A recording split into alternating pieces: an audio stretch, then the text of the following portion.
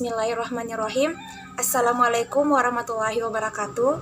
Perkenalkan, nama saya Siti Afia dengan NIM D0221010, alamat Campalagian dari kelas Informatika A angkatan 21. Ini saya akan membawakan materi mengenai elektronika komputer sebagai final saya untuk mata kuliah elektronika komputer pada hari ini. Baik, langsung saja kita masuk ke materinya. Baik, langsung saja kita masuk ke materi pertama mengenai elektronika. Jadi, pengertian elektronika merupakan ilmu yang mempelajari alat listrik arus lengah yang dioperasikan dengan cara mengontrol aliran elektron atau partikel bermuatan listrik dalam suatu alat seperti komputer, peralatan elektronik, dan lain-lain sebagainya. Materi selanjutnya mengenai komponen aktif. Jadi, komponen aktif adalah komponen di dalam rangkaian elektronik yang mempunyai penguatan atau menurut definisi alternatif juga mengarah ke aliran arus listrik, diantaranya seperti transistor, trisistor, dan tabung elektronik. Sedangkan komponen pasif adalah komponen elektronika yang di dalam pengoperasiannya tidak membutuhkan sumber tegangan atau sumber arus tersendiri. Untuk materi selanjutnya mengenai rangkaian listrik. Jadi, rangkaian listrik adalah sebuah jalur atau rangkaian sehingga elektron dapat mengalir dari sumber voltage atau arus listrik. Jadi, proses perpindahan elektron inilah yang kita kenal sebagai listrik. Jadi, untuk rangkaian elektronika sendiri adalah rangkaian listrik atau sirkus listrik yang memakai komponen elektronika aktif seperti transistor atau sirkus terpadu. Jadi, rangkaian ini biasanya bersifat sangat kompleks, walaupun sirkus ini memakai prinsip dasar yang sama seperti pada sirkus listrik biasa. Jadi, untuk pengertian komputer adalah peralatan listrik elektronika yang menerima masukan data, mengolah data, dan memberikan hasil keluaran dalam bentuk informasi, baik itu berupa gambar, teks, suara, ataupun video. Yang komputer sendiri ada yang dimaksud dengan brainware. Jadi, brainware adalah orang yang menggunakan atau memakai ataupun mengoperasikan perangkat komputer. Contohnya dari brainware yaitu programmer, netter, serta orang yang sedang menggunakan perangkat komputer tersebut. Yang kedua, dalam komputer ada yang dimaksud dengan software. Software itu sendiri dapat diartikan sebagai perangkat lunak.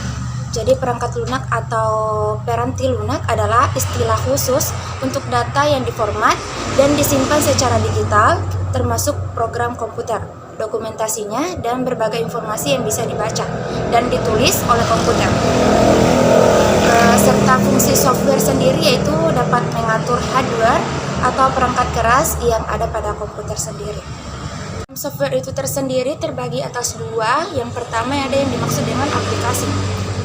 Jadi, yang dimaksud dengan aplikasi perangkat lunak adalah suatu subkelas perangkat lunak komputer yang memanfaatkan kemampuan komputer langsung untuk melakukan suatu tugas yang diinginkan pengguna. Yang termasuk dari software yaitu utilitas, di mana adalah utilitas ini sendiri adalah istilah yang erat kaitannya dengan kepuasan konsumen. Secara garis besar, utilitas berarti manfaat, fungsi, dan kegunaan suatu produk bagi para penggunanya. Jadi, semakin tinggi kepuasan pengguna, maka utilitasnya semakin tinggi. Meski begitu, utilitas suatu produk bersifat relatif. Selanjutnya dari komputer yaitu hardware, di mana hardware ini sering kita sebut dengan perangkat keras. Jadi, perangkat keras komputer adalah semua bagian fisik komputer dan dibedakan dengan data yang berada di dalamnya atau yang beroperasi di dalamnya, dan dibedakan dengan perangkat lunak yang menyediakan instruksi untuk perangkat keras dan menyelesaikan tugasnya. Di dalam hardware itu sendiri terdapat 3. Yang pertama mengenai masukan. Jadi, masukan adalah semua perifal yang digunakan untuk memberikan data dan sinyal kendali untuk suatu sistem pemrosesan informasi, misalnya pada komputer. Kedua, bagian dari hardware yaitu penyimpanan data pada komputer.